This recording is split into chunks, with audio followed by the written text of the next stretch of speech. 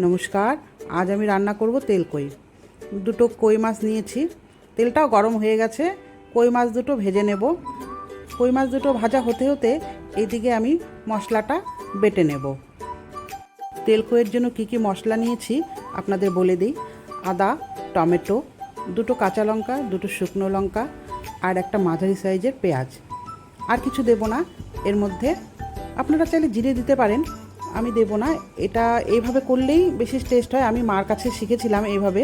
এটা একটা traditional recipe বলতে পারেন। এই যে হলুদ লবণ দিয়ে দিলাম। এখন মশলাটা ভালো করে কষিয়ে তারপর আমি জল দিয়ে দেব। জল দিয়ে একটু ফুটে এলেই মাছ দুটো দিয়ে দেব। মাছ দুটো দিয়ে একটু ফুটিয়ে নেব।